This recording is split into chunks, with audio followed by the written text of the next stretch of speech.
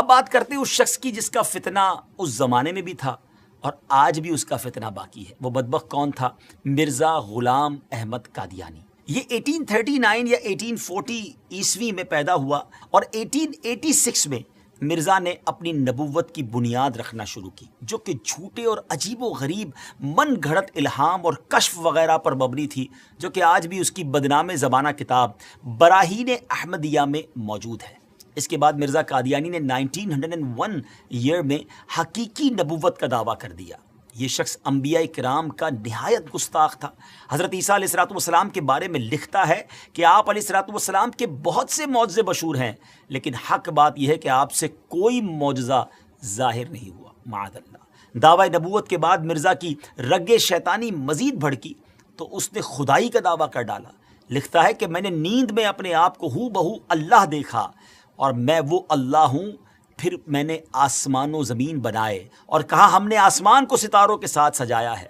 استغفر اللہ، استغفر اللہ۔ دیگر جھوٹے نبوت کے دعوے داروں کی طرح مرزا غلام قادیانی نے بھی کچھ پیشن گوئیاں کی تھیں، مگر ان کا انجام مسیلمہ کذاب کی طرح ہی ہوا۔ چند باتیں بتاتا ہوں اس بارے میں کہ نمبر 1، اس نے اپنے لیے ایک لڑکے کی پیشن گوئی کی کہ کہا تھا کہ انبیاء کا چاند ہوگا اور بادشاہ اس کے کپڑوں سے برکت لیں گے، مگر اس کے ہاں لڑکی ہو گئی تو اس پر کہنے لگا کہ وہی سمجھنے میں غلطی ہو گئی ہے، اب کی بار جو بچہ پیدا ہوگا وہ لڑکا جو ہے وہ انبیاء کا چاند ہوگا۔ اس بار بیٹا تو ہوا مگر چند روز بعد ہی مر گیا۔ بادشاہ تو دور کی بات ہے، کسی محتاج نے بھی اس کے کپڑوں سے برکت نہ لی۔ نمبر 2، اس نے ایک اور پیشن گوئی کی کہ آسمانی بیوی کی پیشن گوئی کی اور اپنی چچا زاد بہن احمدی کو خط بھیجا کہ اپنی بیٹی محمدی بیگم میرے نکاح میں دے دے۔ اس نے صاف انکار کیا، اس پر دھمکیاں دی اور پھر کہا کہ وہی آ گئی ہے، ہم نے تیرا نکاح اس سے کر دیا ہے، اور یہ کہ اس کا نکاح اگر تو دوسری جگہ کرے گی تو 2.5 یا 3 برس کے اندر اس کا شوہر مر جائے گا۔ مگر اس خدا کی بندی نے اس بدبخت کی ایک نہ سنی اور سلطان محمد خان سے نکاح کر دیا۔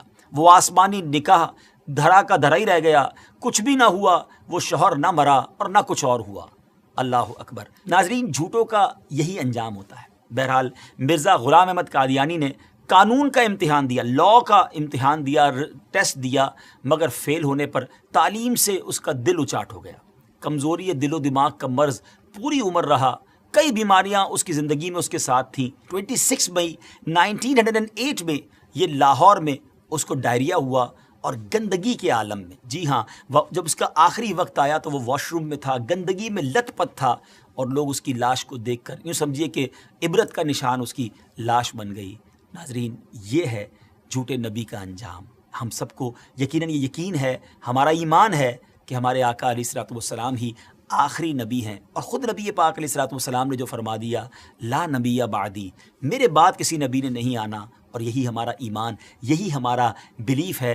لیکن ایک بات یاد رکھنی ہے کہ اس طرح کے دعوے کرنے والے، اس طرح کی جرت کرنے والے، اس طرح کا کلیم کرنے والے لوگ اور بھی آئیں گے، کیونکہ علماء کرام نے نبی پاک علیہ السلام کی احادیث سے جو ایکسٹریکٹ کیا ہے، جو شرح بیان کی ہے، وہ یہی ہے کہ قیامت سے پہلے اور بھی نبوت کے دعوے دار آئیں گے۔ ہو سکتا ہے اس دور میں، ہو سکتا ہے کچھ دنوں کے بعد یا کچھ سالوں کے بعد، لیکن مسلمانوں کا شروع سے یہ عقیدہ رہا کہ ان جھوٹے دعوے داروں کی طرف کوئی توجہ نہیں کرنی۔ ہم سب کا عقیدہ، ہمارا بلیف اتنا مضبوط ہونا چاہیے، اور ہے الحمدللہ کہ ہمارے آقا علیہ السلام ہی آخری نبی ہیں۔ کیا خوبصورت قرآن پاک کی سورہ احزاب کی آیت نمبر 40 ہے نا، اللہ تعالیٰ قرآن مجید میں کیا ارشاد فرماتا ہے؟ ما کان محمد ابا احد من رجالکم ولکن رسول اللہ وخاتم النبیین وکان اللہ بکل شیء علیما۔